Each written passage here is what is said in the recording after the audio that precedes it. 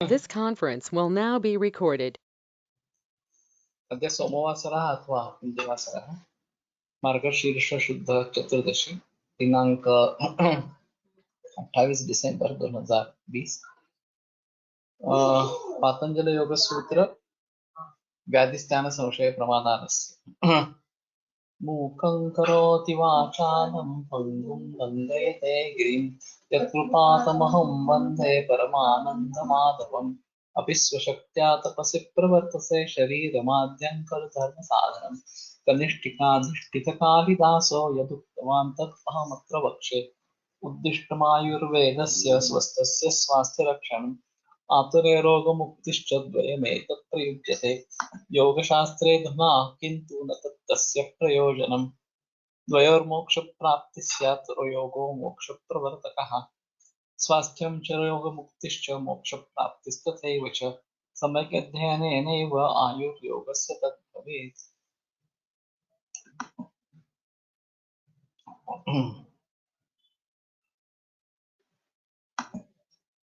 प्रथमोऽध्यायः समाधिपादः। अथ योगानुशासनम् योगश्चित्तवृत्तिनिरोधः तदा द्रष्टुस्वरूपेव स्थानं वृत्तिसारूप्यमितरत्र वृत्तयः पञ्चतयः क्लिष्टाः प्रमाणविपर्ययविकल्पनिद्रास्मृतयः प्रत्यक्षानुमानागमाः प्रमाणानि विपर्यो मिथ्याज्ञानम् अतद्रूपप्रतिष्ठम् शब्दज्ञानानुपाती वस्तुशून्यो विकल्पः अभाव प्रत्ययलंबना वृत्तिर्निद्रा अनुभूत विषया संप्रमोषा स्मृतिः अभ्यास वैराग्याभ्यां तन्निरोधः तत्र स्थितौ यत्नोऽभ्यासः स तु दीर्घकाल नैरन्तर्य सत्कारा सेवितो दृढभूमि दृष्टानुश्रविक विषय वितृष्णस्य वशीकार संज्ञा वैराग्यं तत्परं पुरुषख्यातिर्गुण वैतृष्ण्यं वितर्क विचारानन्दास्मिता रूपानुगमात् संप्रज्ञातः विराम प्रत्ययाभ्यास पूर्व संस्कार शेषोऽन्यः बहु प्रत्ययो विदेह प्रकृतिलयानां श्रद्धा वीर्य स्मृति समाधि प्रज्ञा पूर्वक इतरेषां तीव्र संवेगानाम् आसन्नः मृदुमध्यादिमात्रत्वात् ततोऽपि विशेषः ईश्वर प्रणिधानाद्वा क्लेशकर्म विपाकाशयैरपरामृष्टः पुरुष विशेष ईश्वरः तत्र निरतिशयं सार्वज्ञ बीजं स पूर्वेषामपि गुरुः कालेनानवच्छेदात् तस्य वाचकः प्रणवः तज्जपस्तदर्थभावनं ततः प्रत्यक्केतनाधिगमोऽप्यन्तरायाभावश्च व्याधिस्थानसंशय प्रमादालस्यागतिभ्रान्तिदर्शनालब्धभूमिकत्वानुवस्थितत्वानि चित्तविक्षेपास्ते अन्तरायाः दुःखदौर्मनस्याङ्गमेषेत्व प्रश्वासा विक्षेपसह भुवः तत्प्रतिषेधार्थम् एकतत्त्वाभ्यासः मैत्रीकरुणामुदितोपेक्षाणां सुखदुःखपुण्यापुण्यविषयाणां भावनातश्चित्तप्रसादनं प्रच्छर्दनविधारणाभ्यां वा प्राणस्य विषयवती वा प्रवृत्तिरुत्पन्ना मनसस्थितिनिबन्धिनी विशोका वा ज्योतिष्मति वीतरागविषयं वा चित्तं स्वप्ननिद्राज्ञानालम्बनं वा यथाभिमतध्यानाद्वा परमाणुपरममहत्त्वान्तोऽस्य वशीकारः क्षीणवृत्तेरभिजातस्यैव मणेर्गृहीतृग्रहणग्राह्येषु तत्सतदञ्जनता समापत्तिः तत्र शब्दार्थज्ञानविकल्पैः सङ्कीर्णा सवितर्का समापत्तिः स्मृतिपरिशुद्धौ स्वरूपशून्यैवार्थमात्रनिर्भासा निर्वितर्का एतयैव सविचारा निर्विचारा च सूक्ष्मविषया व्याख्याता सूक्ष्मविषयत्वं चालिङ्गपर्यवसानं ता एव सबीजसमाधिः निर्विचार वैशारद्यध्यात्मप्रसादः ऋतंभरा तत्र प्रज्ञा कृतानुमान प्रज्ञाभ्याम् अन्यविषया विशेषार्थत्वात् तज्जः संस्कारोऽन्यसंस्कार प्रतिबन्धी तस्यापि निरोधे सर्वनिरोधान् निर्वीर्य समाधिः इति पतंजलि विरचिते योगसूत्रे प्रथमः समाधिपादः।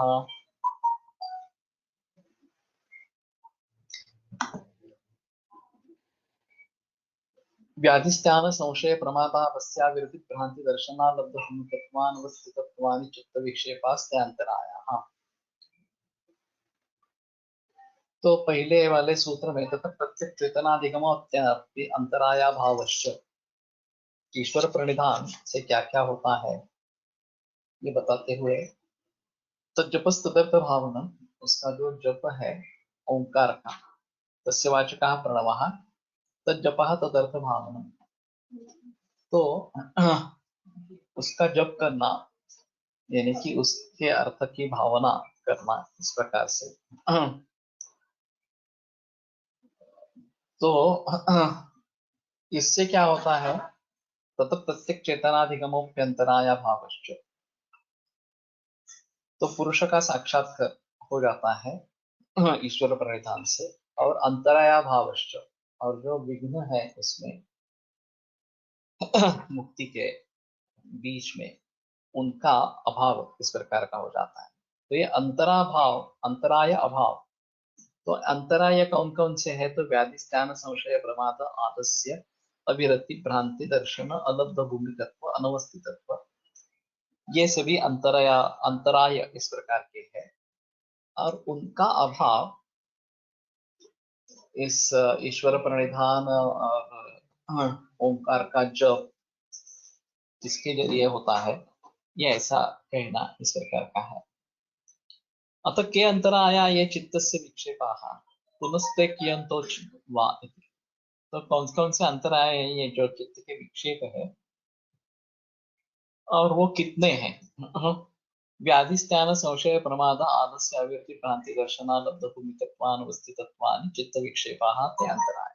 तो ये सभी जो चित्त विक्षेप है वो अंतराय है। नव अंतरायाः चित्तस्य विक्षेपाः, तो ये नौ कुल मिलके इस प्रकार के हैं। सह एते चित्तवृत्तिभिर्भवन्ति, तो ये चित्तवृत्ति के सह हो जाते हैं। एतेषाम् अभावे न भवन्ति पूर्वोक्ताश्चित्तवृत्तयः, तो चित्तवृत्ति इन अंतराय से मिली जुली होती है इस प्रकार से। और अगर इनका अभाव होता है तो उनकी वाली जो चित्तवृत्ति है वो नहीं होती। तत्र व्याधि धातु रसकरणम वैषम्यम, तो व्याधि क्या है, धातु रस कर्ण वैषम्य, इस प्रकार का धातु के बारे में व्याधि के बारे में बताया। तो ये थोड़ा अजीब ही विश्लेषण है व्याधि के बारे में। अब ये तो पता नहीं है कि पतंजलि का काल सामान्यतः ईसपू 500 इतना लिया जाता है। और ये अभी सभी अर्वाचीन वैद्य के द्वारा प्रचलित मत इस प्रकार का आधुनिक जो इतिहासकार है उनके द्वारा प्रचलित ये मत है। अभी इनके हिसाब से तो, कोलटकर जी के हिसाब से तो ये काफी पुराना इस प्रकार का है। और उस समय में आयुर्वेद के जो ग्रंथ है उनका कालावधि कितना है, ये इसके बारे में कुछ बहस इस पुस्तक में तो नहीं है। महाभारत के अंतकाल में ये हुआ था ऐसा एक मानना है, और वो ईसपू 3000 इस प्रकार का पीरियड आता है। तो शायद उस समय में इसकी रचना हुई होगी। अब हमारे हिसाब में चरक ग्रंथ कब उत्पन्न हुआ, सुश्रुत कब उत्पन्न हुआ, ये काफी मुश्किल बातें हैं समझने में इस प्रकार से। और हमारे यहाँ व्याधियों की व्याख्या की है, व्याधि की व्याख्या की गई है। रोगस्तु दोषो वैषम्यम दोषो साम्यम अरोगता, इस प्रकार की वाक्पट की है। लेकिन सुधातु वैषम्य निमित्त जाए विकार संज्ञा दोनों शरीर तसे पृथक पृथक चित्त कफा निदेभ्या अनंत वस्तुएव ततो विशिष्टाः, ये चरक का कहना है।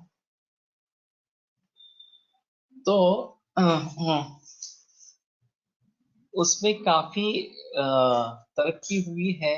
ये यहाँ जो व्याधि धातु रस कर्ण वैषम्यम इस प्रकार का बता रहे हैं, तो धातु शब्द से दोष धातु मद तीनों ले सकते हैं। रस शब्द से रस और उससे उत्पन्न होने वाले सभी धातु, चाहे ये वो आहार रस लेवे या फिर रस धातु लेवे, और रसा तो मांसम मांसम और कर्ण ये इंद्रिय है। तो पंच ज्ञानेन्द्रिय, पंच कर्मेंद्रिय और वह्यात्मक मन, इन सभी के बारे में जो वैषम्य है वो व्याधि इस प्रकार का बताया गया है। तो वास्तव में हम जब आयुर्योग की बात करते हैं तो यहाँ काफी हम प्रकार डाल सकते हैं आयुर्वेद से विभिन्न सूत्र लेकर कि व्याधि एक्चुअली क्या है। तो दुख संयोगा व्याधि ये सुश्रुत का कहना है। तो जिसमें दुख का संयोग होता है वो व्याधि इस प्रकार का कहा जाता है। और दोष वैषम्य यानी कि व्याधि, और फिर दोष के बारे में जिक्र न करते हुए बाकी धातु और करण जो इंद्रिय है वो उनके बारे में भी वैषम्य इस प्रकार का जो व्याधि कहलाएगा। तो मैं समझता हूँ कि अगर हाँ, आयुर्योग की दृष्टि से इसके ऊपर कुछ टीका टिप्पणी लिखनी है तो यहाँ काफी अवसर है हमें इसके बारे में बताने के लिए। स्थान कर्मण्यता चित्तस्य, हाँ, स्थानम अकर्मण्यता चित्तस्य। तो स्थानम क्या है? तो अकर्मण्यता चित्तस्य, चित्त कर्महीन इस प्रकार का हो जाना, इसकी कर्म कम हो जाना इस प्रकार का, ये स्थानत्व है। तो ये आगे इसके बारे में बताते हैं कि सत्व रजस तमस ये चित्त के घटक इस प्रकार के हैं, और एक का उदय होने पर बाकी दोनों का अस्त होता है। तो अगर सत्व और रज इन दोनों का अस्त हुआ और तम का उदय इस प्रकार का हो जाए तो चित्त मूढ़ जड़ भ्रम प्रमाद इन दोषों से ग्रस्त इस प्रकार का हो जाता है और वो फिर कुछ काम नहीं करता। तो ऐसी स्थिति होना ये एक अंतराय इस प्रकार का। हमें चाहिए कि हमें प्रेरणा मिले योगाभ्यास करने के लिए और निरंतर मिलती रहे, ये एक चीज रहेगी। और सत्व गुण का उद्रेक हो जाए तो ज्ञान होता रहेगा। तो ये दोनों आवश्यक है। सत्व गुण प्राधान्य से अपेक्षित है, उसके बजाय अगर ये तमोगुण का प्राधान्य हो जाए तो अकर्मण्यता चित्त से उसकी अकर्मण्यता इस प्रकार की हो जाए। संशय उभय कोटिस्कृत विज्ञानम स्यादिदम एवं न एवं स्यादित इति। तो उभय कोटि ज्ञान जो है वो संशय इस प्रकार का है। कोटिस्कृत विज्ञान ये भी होगा ये नहीं भी होगा इस प्रकार का। स्यादिदम एवं न एवं स्यादित, ऐसा भी होगा और ऐसा नहीं भी होगा इस प्रकार। तो अगर आदमी के मन में इस प्रकार के संशय रहेगा तो ये प्रत्यवाय बन जाएगा आगे की तरफ के लिए। और इन्होंने कोलटकर जी ने इसके बारे में जो बताया है कि योगाभ्यास कर रहे हैं और इसलिए चित्तवृत्तियों का निरोध कर रहे हैं, और जिसको अभी बाकी लोग सुख समझते हैं उन सभी भावनाओं को हम त्याग कर रहे हैं, उस वो चित्तवृत्ति है उनसे हम अलग हो रहे हैं और सोच रहे हैं कि केवल आत्मस्थ मन से स्थिर इस प्रकार की स्थिति हो जाए तो मुझे पहले तो सुख प्राप्त होगा। एक आनंदावृत्ति इस प्रकार की बताई गई है संप्रज्ञात समाधि। सवितर्क सविचार आनंद सानंद और सांस्कृत, ये चार भेद जो या चार अवस्थाएं जो संप्रज्ञात समाधि में बताई गई है, उस आनंद तक हमें पहुंचना है क्योंकि आत्मा सच्चिद आनंद स्वरूप है। तो मन आत्मा में स्थिर हो जाए तो वो आनंद के आनंद की इस प्रकार की मिले। लेकिन इस बीच अगर ऐसा हो कि इसके बारे में संदेह निर्माण हो जाए कि सचमुच इस प्रकार से मुझे आनंद मिलने वाला है या सचमुच इस मार्ग पर चलने को मुझे मुक्ति मिलने वाली है, ये ऐसा होगा या नहीं होगा, इस प्रकार का संशय अगर निर्माण हो जाए इस प्रकार का, तो ये एक अंतराय बन जाता है बीच में। हाँ, और फिर आगे की तरफ की नहीं। तो इस प्रकार का संशय नहीं होना चाहिए। ये संशय क्यों निर्माण होगा? क्योंकि लोग ऐसा समझेंगे कि मैं इस मार्ग पर तो चल रहा हूँ, लेकिन अगर वो नहीं हुआ, सानंद सचमित सानंद संप्रज्ञात समाधि में मैं पहुंचा नहीं और बाह्य विषयों से तो मैं छूट गया हूँ इस प्रकार से, तो वो भी आनंद में और वो भी आनंद में मैं बीच में लटक जाऊंगा और फिर ये बड़ी कठिन परिस्थिति होगी। उसको भी पार करके आगे चलते हैं। अवभव प्रत्यय विधेय प्रकृति लयाना, प्रकृति लय हो गया तो फिर से संसार में आना पड़ेगा इस प्रकार से। तो जहां भी संशय इस प्रकार का निर्माण होगा वहां सही ज्ञान होना मुश्किल इस प्रकार का हो जाता है। और फिर वो आगे की तरक्की के लिए एक अंतराय इस प्रकार का बन जाता है। तो हमारा दृढ़ विश्वास उसमें होना चाहिए कि ये मार्ग जो बता रहे हैं उसी मार्ग पर मुझे चलना है, और उसी मार्ग पर चलने से मेरी मुक्ति इस प्रकार की हो जाएगी। तथा दृष्टि स्वरूप अवस्था में ये प्रकार इस प्रकार की जो अवस्था है वो मुझे मिल जाएगी। अगर संशय रहेगा तो फिर उस दिशा से तरक्की नहीं हो पाएगी। ये एक अहम चीज है। हमारे क्षेत्र में भी हम केवल आयुर्वेद की चिकित्सा करेंगे ऐसा हमने एक बार निश्चय कर लिया। बीच बीच में अंतराय आते रहते हैं और कठिन परिस्थितियां आती रहती है कि जहाँ मेरे मेरे लिए संशय उत्पन्न हो सकता है कि केवल आयुर्वेद से इस कंडीशन में हम तैर कर पार जाएंगे या नहीं जाएंगे इस प्रकार से। तो फिर एक बार संशय निर्माण हो गया तो डिफिकल्ट सिचुएशन हो जाती है। तो मैं समझाता आ रहा हूँ कि हमें खुद नहीं चिकित्सा करनी, एलोपैथी की चिकित्सा नहीं करनी। अगर ऐसी स्थिति आ गई, आपत्ति आ गई कि हमें कुछ योगवशात हमारे दैव के वशात एलोपैथी की चिकित्सा करनी पड़े तो हम खुद तो नहीं दवाई लेंगे अपने हाथ से, किसी एलोपैथी के डॉक्टर के सलाह ले लेंगे और फिर उसके सलाह से अगर दवाई चलनी है तो चल सकती है। लेकिन मैं खुद ही ये दवा दे दूंगा, बहुत सारे वैद्यों में ऐसा होता है कि जब बच्चों को बुखार आता है तो वो घबरा जाते हैं और वो तुरंत ये पैरासिटामोल दे देते हैं। तो अगर ऐसी ही नौबत आई तो पैरासिटामोल खुद नहीं देना, चाहे एलोपैथी के डॉक्टर के पास जाओ, उन्होंने अगर पैरासिटामोल दी तो अलग है। पहले तो हमारी कोशिश करेंगे कि बुखार कैसे मिटेगा इस प्रकार से। मार्ग पर सही तरीके से चल रहे या कोई त्रुटि है कैसे समझेंगे?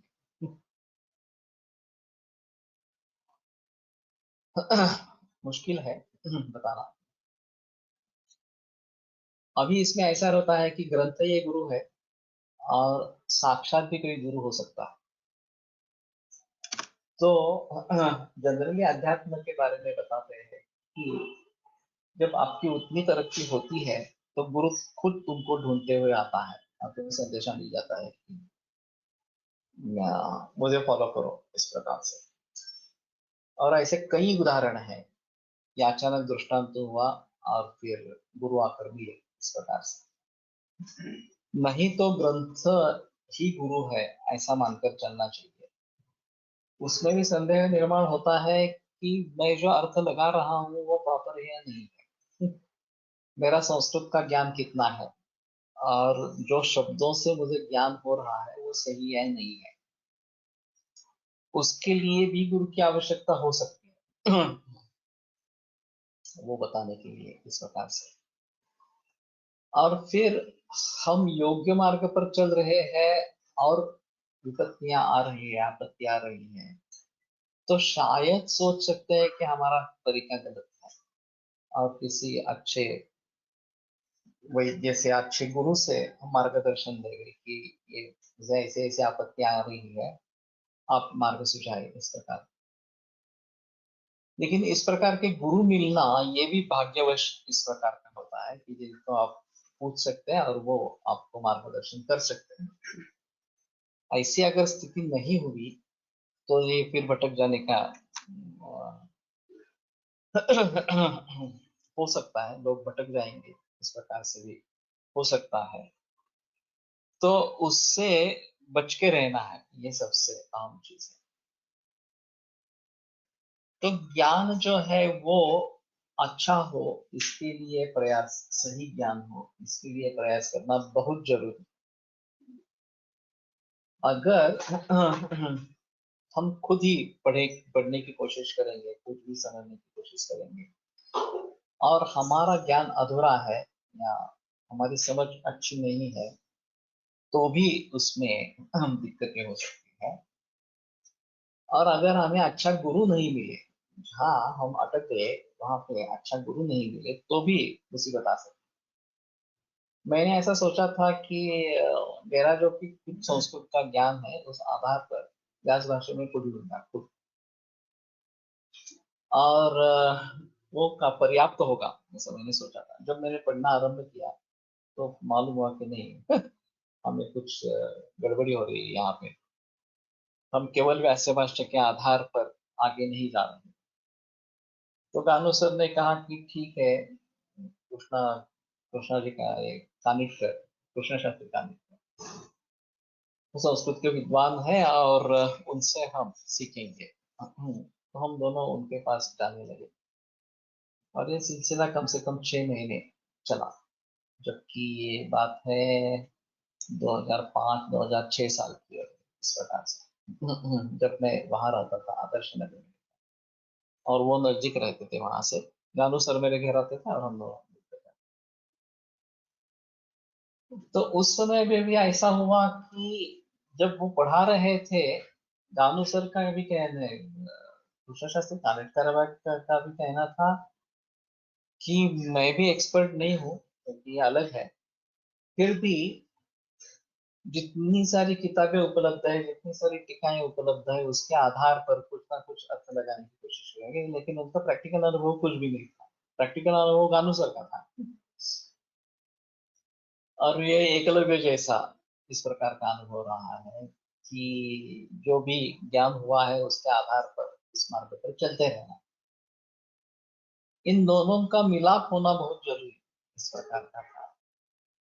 उस समय में शब्दार्थ या वाच्यार्थ कुछ हद तक समझ में आया। गानू सर तो योग ही में काम कर रहे थे, उन्होंने बाकी सब छोड़ दिया था, तो उनके प्रचलन में ये रहा, लेकिन मेरा प्रचलन छूट गया इस योग सूत्र से।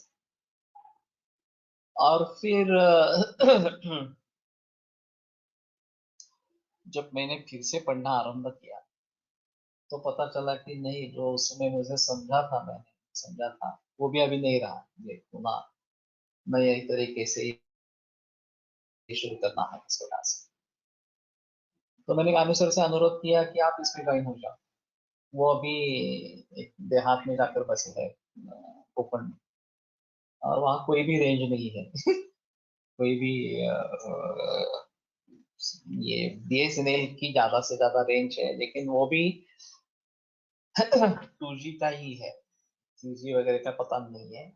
और ये पढ़ने के लिए रेंज ही नहीं है। वो तो बोले अगर रेंज है तो मैं करूंगा, लेकिन हुआ नहीं। मालूम नहीं आगे के वर्षों में कभी रेंज आएगी नहीं आएगी इस प्रकार से। तब तक तो हमें ही मार्गक्रमण करना पड़ेगा इस प्रकार से। बीच बीच में कभी जाकर उनसे मिलकर इसके बारे में थोड़ी चर्चा कर सकते हैं, ऐसा है। म्हणजे शंका एकच आहे की आपण कसं म्हणतो की आपल्याकडनं होणार नाही, आपण त्यानंतर त्याच्यापेक्षा डॉक्टरांकडे जा वगैरे असं वगैरे ठीक आहे. आता हे प्रॉब्लेम जसं आपल्याला कसं आपण कोणालाही येतो, तर तसं योग्यांच्या बाबतीमध्ये जर असे प्रॉब्लेम आले ते काय करतात? तर मला तर तिथे बऱ्याच वेळा असं वाटतं की त्यांना जर द्यायची काही पसंती नसेल तर कोण शिष्य म्हणून ठीक आहे, त्या हॉस्पिटलला जायचं आपण हाँ? इथे हॉस्पिटलला यायचं, ह्याला दाखवायचं, इथपर्यंतच त्यांचं हे होत असेल, मनाने त्या कशात इन्व्हॉल्व होत नसेल, तिथे तुम्हाला जायचं नाही आहे असं मला वाटतं बऱ्याच वेळा. की नाही, त्यांना काही फरक पडत नसावा की देहाचे जे हाल किंवा जे रोग आहेत बघू. त्यामुळे ऐसा भी होता ही है, ऐसा नहीं बता सकते। ये हेल्थ प्रॉब्लम्स जो है वो एक अलग चीज है। योगियों को अगर हेल्थ प्रॉब्लम्स होते हैं तो वो क्या करेंगे, ये एक अलग चीज है। मैं जो बता रहा हूँ, योगियों को अगर उनके मार्ग में कुछ विघ्न है, अंतराय, हो ना, मग शारीरिक अंतर आहे झाला ना. हा वेगळा झाला ग, व्याधी म्हणतेस तो वेगळा झाला। मी म्हणतोय ते ह्या क्षेत्रामध्ये गुरु भेटणं. नाही, हा नंतर तुमचा भाग झाला. हाँ, संशय निर्माण होने पर संशय का निराकरण कौन करेगा? एक तो ग्रंथ करेगा अगर भली भांति समझ लेते हैं तो, नहीं तो गुरु करेगा. गुरु तो मिलना चाहिए, ऐसा है ना. त्याच्या आधीचं जर होतं ना की त्याप्रमाणे वो अलग उदाहरण इसलिए मैंने दिया कि वहां भी संशय होता है, इसलिए उदाहरण. इसका डायरेक्टली इससे संबंध कुछ नहीं है. आयुर्वेद में भी इस प्रकार से संशय हो सकता है, जो हम सभी आयुर्वेद के मार्ग पर चल रहे हैं. असंप्रज्ञात समाधीपर्यंत जर पोचायचं असेल आणि तुम्हाला शारीरिक व्याधी ह्याच्यात तशी बैठक करायला त्रासदायक होत असतील तर करू देत नसतील तर तिथे शारीरिक व्याधी झाले ना. वो मैंने उस बात को छेड़ा ही नहीं है. व्याधि एक अंतराय है, यहीं पे रुक गया. व्याधि की व्याख्या क्या है वो आयुर्वेद के हिसाब से वगैरह वगैरह अलग चीज है. यहाँ पे जो किया है व्याधि धातु रसकरण वैषम्य, यहीं पे छोड़ दिया. अगर व्याधि है तो उसकी चिकित्सा होनी चाहिए, वो कौन करेगा? वैद्य करेगा. अभी के हालात में डॉक्टर करेगा, अगर वैद्य नहीं है तो डॉक्टर करेगा, इस प्रकार से. तो ये जो अंतराय है उनको कैसे उनसे छुटकारा पाना है, ये अलग अलग चीज रहेगी.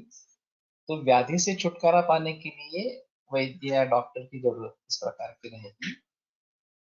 और वो हो जाएगा, वो किसी भी तरीके से हो जाए तो ठीक है, ये अंतराय नष्ट होगा. अभी ये बता रहे हैं कि ईश्वर प्रणिधान या जपस तदर्थ भावनम, इससे भी अंतराया भाव हो जाता. तो केवल ईश्वर प्रणिधान करने से भी व्याधि दूर हो जाएगा. ये जो अंतराय है ये दूर हो जाएगा. वैद्य की भी आवश्यकता उसमें है, ऐसा नहीं है. हमारे हिसाब में अगर ये अंतराय है और उसको दूसरे किसी तरीके से दूर कर सकते हैं, वैद्यों की सहायता से दूर कर सकते हैं, तो भी ठीक है. हमें अंतराय नहीं होना है, ये सबसे अहम चीज है. बीच में हमारे विघ्न नहीं होने चाहिए. जिस मार्ग पर हम चल रहे हैं उस मार्ग में विघ्न नहीं होने चाहिए. अगर विघ्न आते हैं तो उनका निराकरण होना. तो व्याधि के बारे में निराकरण वैद्यों के द्वारा हो सकता है, लेकिन आपको ऐसा वैद्य मिलना चाहिए. हठयोग करने वाले अवयव का अतियोग नहीं करते क्या? अवयव का उससे व्याधि नहीं होता क्या? होंगे क्या? नहीं, इससे तो हठयोग से व्याधि नहीं निर्माण होंगे. हठयोग से व्याधि जो है वो दुरुस्त हो सकते हैं, लेकिन निर्माण नहीं. अगर ठराविक पोझिशन मध्ये राहणं याच्यामुळे व्याधी निर्माण होऊ शकते. नहीं, तेच सांगते. वो अगर सही तरीके से आप कर रहे हैं तो इससे जो व्याधि है वो दुरुस्त हो जाएंगे, ठीक हो जाएंगे. व्याधि निर्माण तो नहीं होंगे. एक पैर पर खड़े होते हैं. ये तो सभी तप आचरण इस प्रकार के हैं, और इससे व्याधि नहीं होंगे, इसके बारे में कोई संदेह नहीं है. तो इसके लिए अभ्यास चाहिए. ये इस प्रकार से करने के लिए अभ्यास चाहिए, और वो जितना गहरा अभ्यास होगा, जितना निरंतर चलता रहेगा, उतना उससे फायदा इस प्रकार का होगा. मेरे कहने का मतलब और ही है. ये सब जो प्रकरणाधिकरण चल रहा है वो ईश्वर प्रणिधानात्वा इस प्रकार से चल रहा है. तदा दृष्टु स्वरूपे अवस्थानम, इस अवस्था को हमें पहुंचना है, ये सबसे अहम चीज. उस अवस्था को पहुंचने के लिए एक ज्ञान मार्ग है जो पहले से बताते हुए आते हैं, और फिर संप्रज्ञात समाधि, फिर उसके बाद में असंप्रज्ञात समाधि, इस यहाँ पर वो आते हैं. अब दूसरा मार्ग बताते हैं ईश्वर प्रणिधानात्मा, कि इस प्रकार से हम संप्रज्ञात समाधि से आगे असंप्रज्ञात समाधि में जब पहुंच सकते हैं ज्ञान मार्ग से. ईश्वर प्रणिधानात्मा, इसी अवस्था को हम ईश्वर प्रणिधान से भी पहुंच सकते हैं.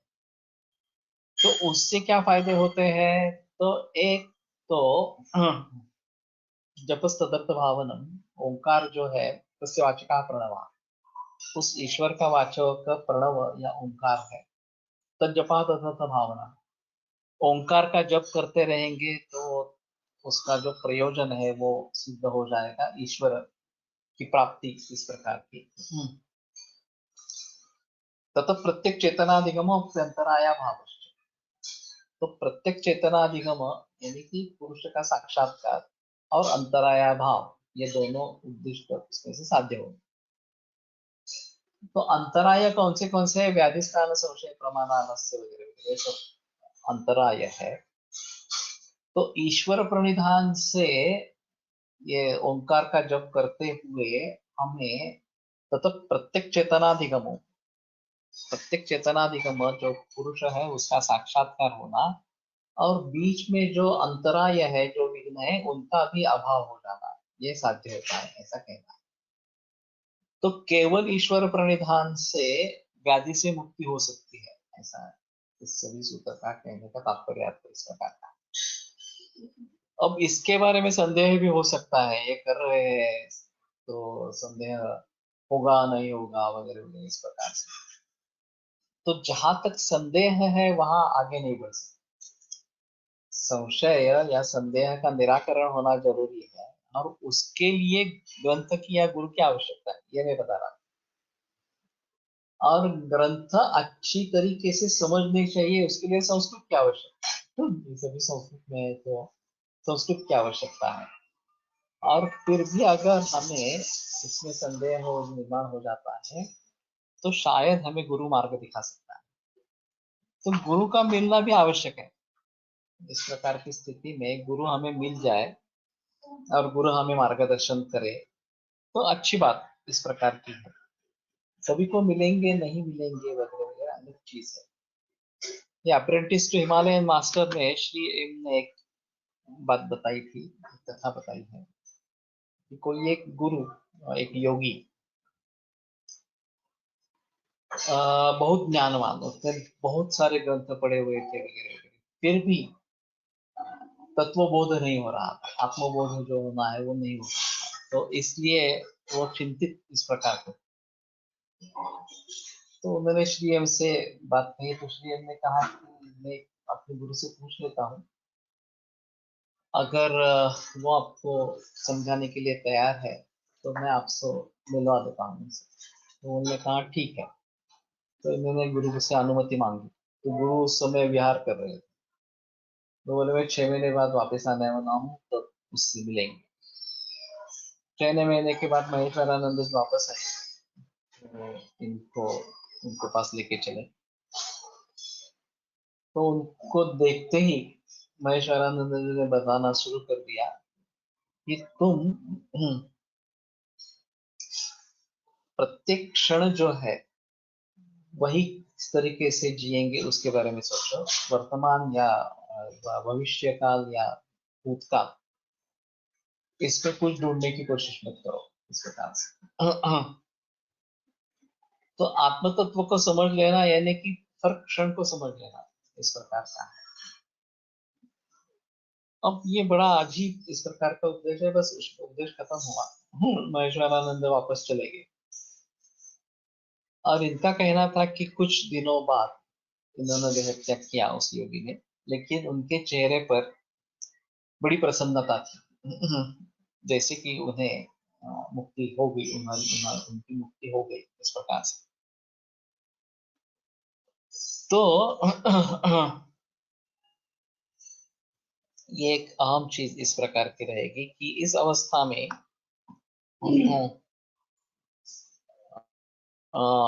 अगर अच्छा गुरु आपको मिल जाता है तो शायद ये बात बन सकती है। जब तक गुरु न मिले तब तक कृष्णम वंदे जगत गुरु, उन्हें ही गुरु समझ योग्य गुरु जीवन में भेजने की प्रार्थना कर सकेंगे ना। वो तो सही है। मूकं करोति वाचालं पंगुं लंघयते गिरिं यत्कृपा तमहं वंदे परमानंद माधवम। ये जो यहाँ पे मैंने प्रार्थना चुनी है क्योंकि ये शेवटी योगेश्वर कृष्ण है। तो कृष्ण की अगर भक्ति करेंगे इस तरीके से, तो हम वो हमें मुक्ति की तरफ लेके जाएगा इस प्रकार से। तो उस चीज को ध्यान में रखते हुए, जब तक हमें व्यावहारिक गुरु नहीं मिलता, कोई ना कोई व्यावहारिक गुरु इस प्रकार से मिल सकता है। जैसे मैंने कहा कि एक कृष्ण शास्त्री कानिटकर ग्रंथ पढ़ाने के लिए व्यावहारिक गुरु मिले, या कानू सर हमारे एक व्यावहारिक गुरु हो सकते हैं इस मार्ग पर आक्रमण करते हुए इस प्रकार का। लेकिन मालूम नहीं अंतराय किस प्रकार के होंगे, और अंतराय उपस्थित होने पर कोई गुरु मिले नहीं मिले अभी तो पता नहीं इसके बारे में। तो ग्रंथ ही गुरु है, या फिर कृष्ण को ही गुरु मानकर चले, और हमारा उतना दृढ़ विश्वास होगा तो वो खुद ही हमें गाइडेंस करेंगे। वो तो ईश्वर इस प्रकार के ही है। एक छोटे बच्चे की कहानी बताई जाती है कि उसकी शाला जो थी काफी दूर थी, बीच में जंगल था, और घर से कोई उसको छुड़ाने के लिए नहीं जा सकता था। तो उसकी माँ ने बता दिया कि एक काम करो, जब भी तुम्हें भीति लगती है तो कृष्ण को पुकारो, वो आकर तुम्हारी रक्षा करेगा, तुम्हारा साथ देगा। तो बच्चे ने हाँ कह दी। हाँ। और फिर वो जाने लगा स्कूल, और कोई प्रॉब्लम नहीं रहा। कुछ बरसों के बाद वो माँ बोली कि आज मैं खुद आने वाली हूँ, तुम अकेले जाते हो ना हर रोज? तो नहीं, कृष्ण आता है, तुमने बता दिया था ना कि कृष्ण आएगा, तो कृष्ण आता रहता है और हम दोनों मिलके जाते हैं इस प्रकार से। माँ को बड़ा आश्चर्य हुआ, कौन कृष्ण है और कैसे आ रहा है वगैरह वगैरह।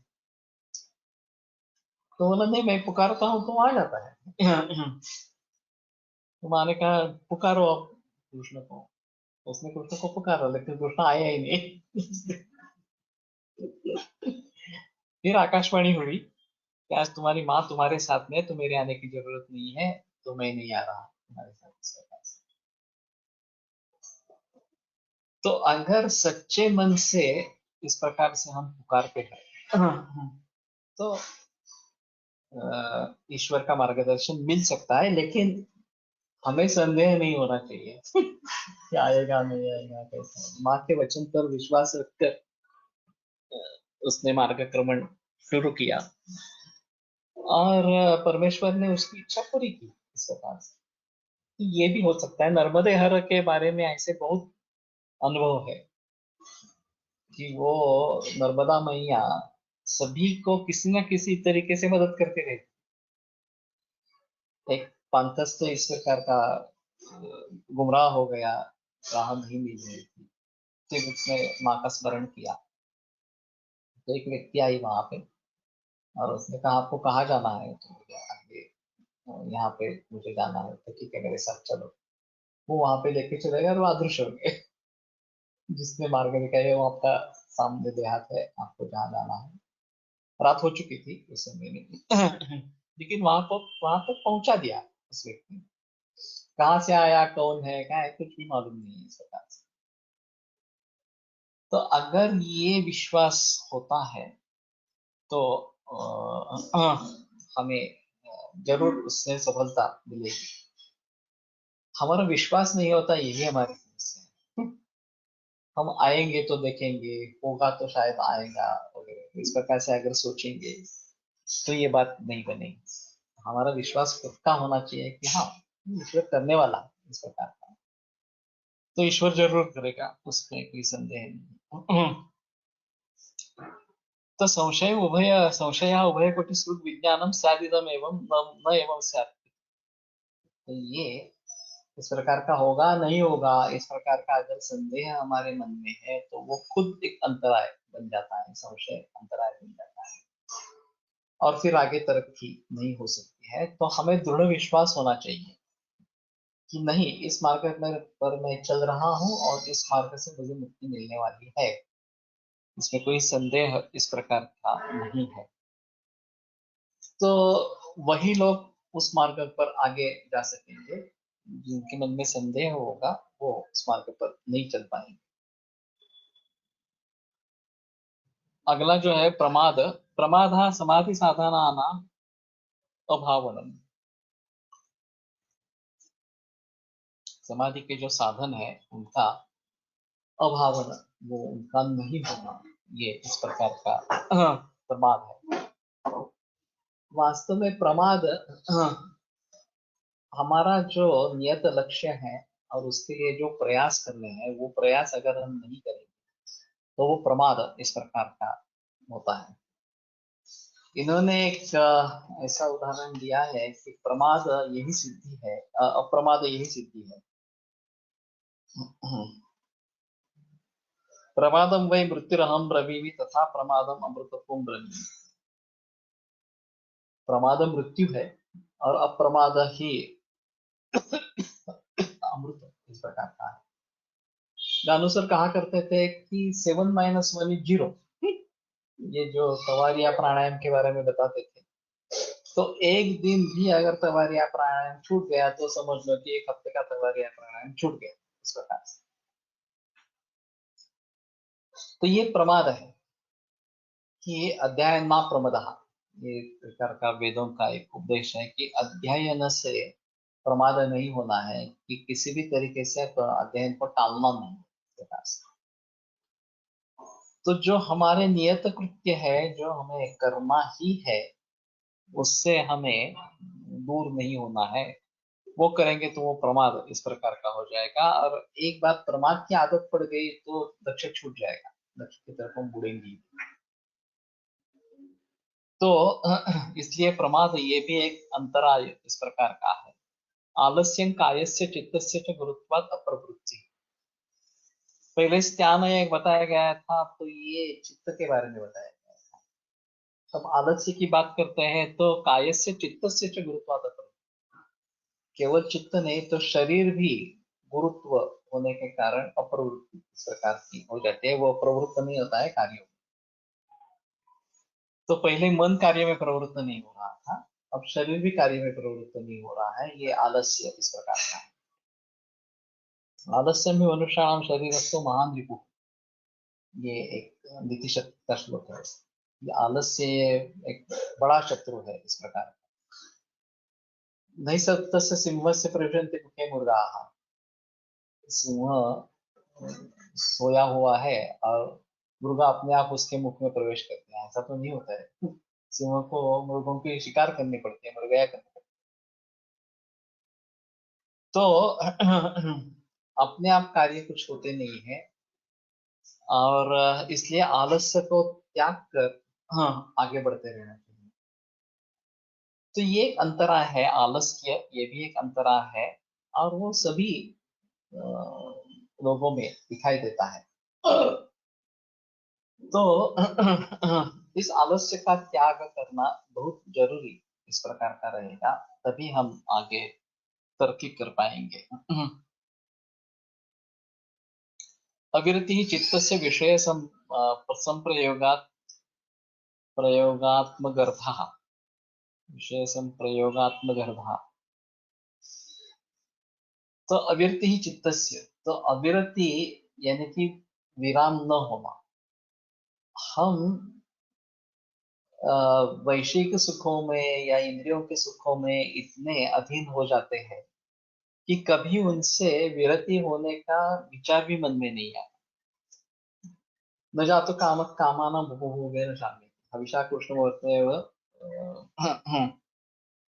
भूय एवाभिवर्तते। गीता में जो श्लोक आया है कि उपभोग से, इतना उपभोग लेने पर मेरी शांति हो जाएगी, मेरा मेरा संतोष हो जाएगा, मेरी तृप्ति हो जाएगी, बस आगे मुझे कुछ नहीं करना है, इस प्रकार से। ऐसा नहीं होता। वो लेने के बाद अरे और थोड़ा ले लेंगे, और थोड़ा करेंगे, इस प्रकार की वृत्ति बढ़ती जाती है। हाँ, चरक ने जो बताया है, उपधा ही परो हेतु दुख दुखाश्रय प्रदाह त्याग सर्वोपधानांच सर्व दुख व्यापकता।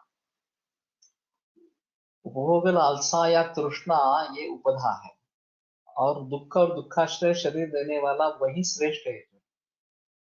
त्याग सर्वोपधानांच, मेरी कुछ भी अपेक्षा आकांक्षा नहीं रही तो सर्व दुख व्यापक होगा, तो सभी दुख दूर हो जाए। लेकिन ये होता नहीं है, मुझे ये चाहिए, वो चाहिए, ऐसा होना चाहिए, वैसा होना चाहिए, ये सुख मिलना चाहिए, वगैरह वगैरह, इस प्रकार से हम सोचते ही रहते हैं, करते ही रहते हैं उसकी, और उससे विषय वासना बढ़ती जाती है, इस प्रकार से कम तो नहीं होती। तो हमेशा कृष्ण वर्तमेव भूयैव विवर्धते। तो अगर हम आहुति डाल रहे हैं अग्नि में, और सोच रहे हैं कि अग्नि अब बुझ जाएगा, या आहुति डाल दी अब आत्मी तृप्त हो जाएगा, अपने आप बुझ जाएगा, तो नहीं होने वाला। इस प्रकार से, तो उसी प्रकार से उपभोग हम लेते रहेंगे, तो ये उपभोग लालसा जो है, तृष्णा जो है, कभी खत्म नहीं होगी। कायिक वाचिक मानसिक सांसारिक प्रमाद तो कोई भी तरह का हो सकेगा, तब तो बहुत ही कठिन। वैसे ये मार्ग आसान नहीं है, इसमें कोई संदेह नहीं है। इसलिए ईश्वर प्रणिधान का मार्ग वैसे थोड़ा आसान है। ये जो तत्व ज्ञान के आधार पर चलने का मार्ग और ईश्वर प्रणिधान से चलने का मार्ग, इसमें विकल्प दिया है। तो दोनों तरीके से जा सकते हैं। ईश्वर प्रणिधान थोड़ा हल्का है, सुलभ है इस प्रकार से, लेकिन वो भी कुछ हद तक है, क्योंकि वहां द्वैत भाव है। मैं अलग हूँ और ईश्वर अलग है, और मैं ईश्वर का प्रणिधान कर रहा हूँ इस प्रकार। बाद में जब असंप्रज्ञात समाधि की अवस्था में पहुंच जाएंगे, तो ईश्वर भी नहीं रहेगा, मैं केवल मैं ही रहूंगा इस प्रकार से, तो मैं ही ईश्वर हूँ इस प्रकार की ज्ञान। तो ये काफी मुश्किल है। अद्वैत और द्वैत, इसके बारे में जो बहस होती रहती है, वास्तव में अद्वैत है, लेकिन उसको समझना कठिन है, इसलिए द्वैत भाव इसके बारे में बताते रहते हैं। और ईश्वर प्रणिधान ये द्वैत भाव से चलने का मार्ग है इस प्रकार। लेकिन जब उस अवस्था को पार करेंगे, द्वैत भाव की अवस्था को पार करेंगे, तो केवल अद्वैत यही रहेगा इस प्रकार। मुझे बड़ा आश्चर्य हुआ, वो चांगदेव पासठ की है, ज्ञानेश्वर ने चांगदेव को दिया किया हुआ उपदेश, और सीधे विचार विषय पर उतर आए। आत्म तत्व ही मूल है, उसी के जरिए ये जगत हमें भासमान इस प्रकार का होता है, इस प्रकार से। तो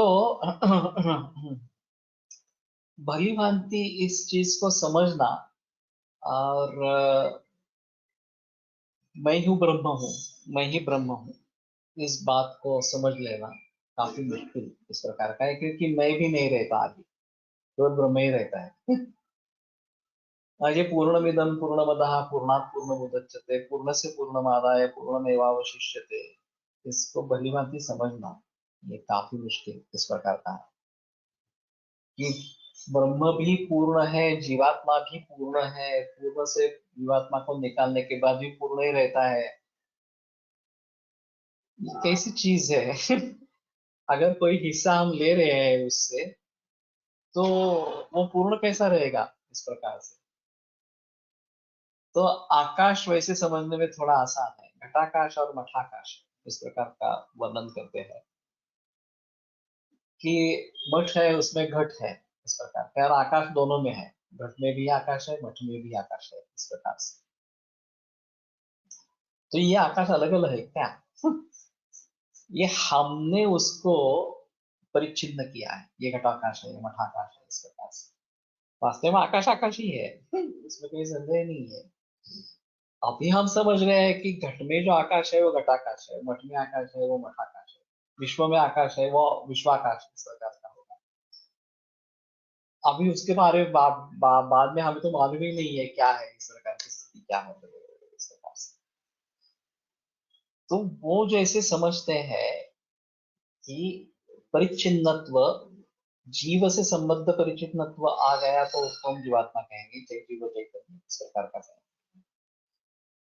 और वैसे ये परिच्छिन्न है ही नहीं, तो पूरे चराचर सृष्टि को उसने व्याप्त किया है, तो अलग चीज होने की संभावना नहीं है इस प्रकार। तो समझना काफी मुश्किल इस प्रकार का होगा, और उस भाव के बारे में समझना है जो हमारी इंद्रियों के पर है। हम ज्यादा से ज्यादा क्या सोचेंगे, इंद्रियों के द्वारा जो होने वाला है उसको सोचेंगे, लेकिन ये तो इंद्रियों से पर है तो फिर उसके बारे में कोई कल्पना भी नहीं की जा सकती।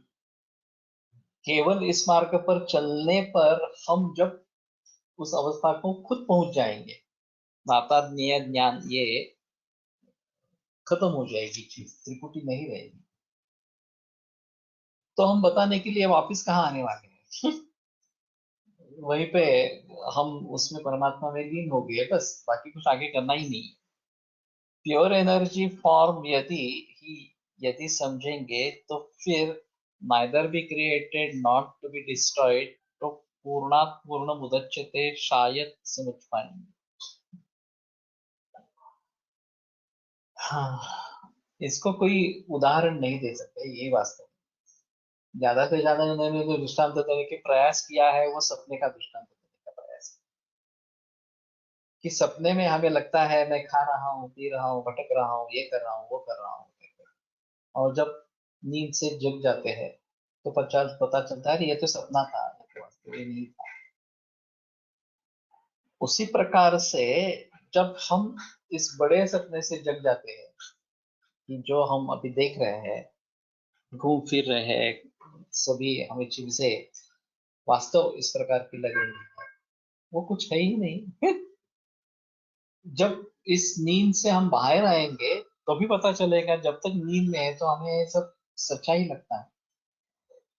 शंकराचार्य के ऊपर एक हाथी छोड़ा गया और एक गली में थे, और वहां से भागना काफी मुश्किल था, तो उनको एक कुत्ता मिला, उसको उसने हाथी पर फेंक दिया और फिर हाथी वापस चला गया। तो लोगों ने उनसे पूछा कि आप इतनी बड़ी बातें करते हैं ब्रह्म वगैरह, तो आपने अपने खुद को बचाने की कोशिश क्यों की इस प्रकार से? तो उन्होंने उत्तर दिया कि गजो भी मिथ्या, पलायन भी मिथ्या ये दोनों मिथ्या है वास्तव में हाथी भी सही नहीं है, और मेरा पलायन भी सही नहीं है, इस प्रकार ये दोनों मिथ्या ही है। ये भ्रांति है, हमें इस प्रकार की भ्रांति हो गई कि ये शंकराचार्य पर हत्या आक्रमण कर रहा है और शंकराचार्य भाग रहे हैं इस प्रकार से।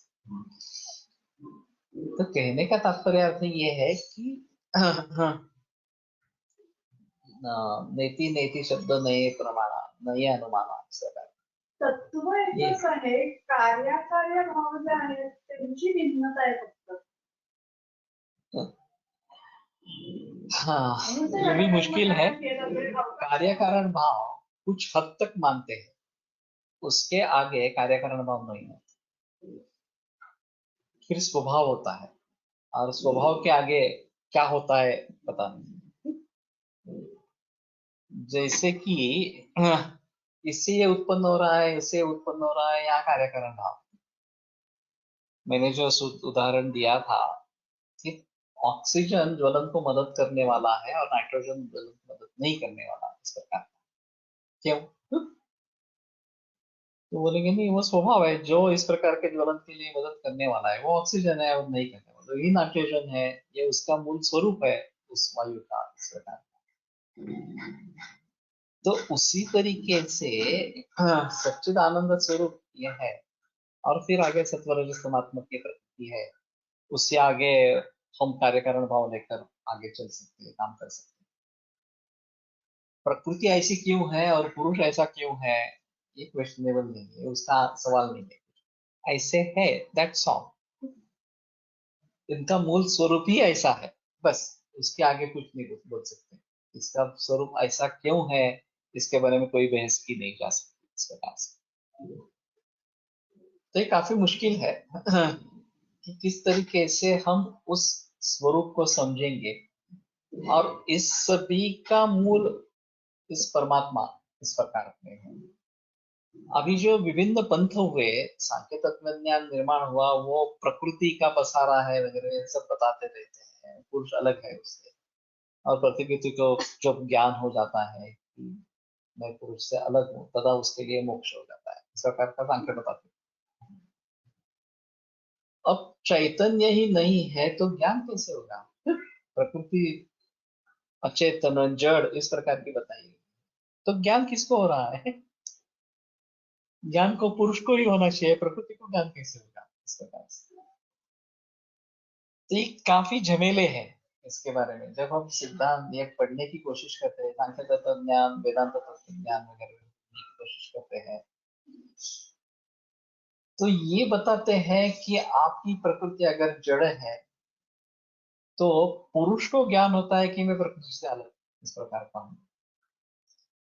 और वो बद्ध जैसा मैं लग रहा था वो बद्ध भी नहीं हुआ एक्चुअली इस प्रकार से। प्रकृति वापस चली जाती है, प्रकृति कैसे वापस चली जाएगी? वो तो अचेतन है, जड़ है इस प्रकार से। तो पुरुष प्रकृति से अलग होने वाला है, ये पुरुष तो व्यापक है सभी जगह, सभी चराचर सृष्टि को व्यापक इस प्रकार का है।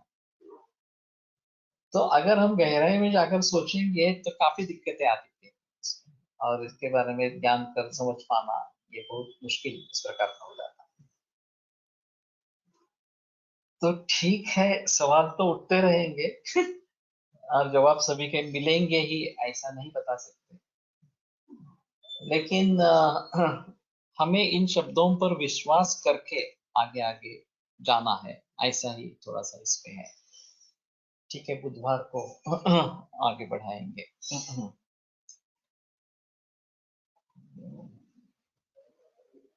योगेन चित्तस्य पदेन वाचां मलं शरीरस्य च वैद्यकेन योपाकरोत्तं प्रवरं मुनीनां पतञ्जलिं पाञ्जलिरानतोऽस्मि।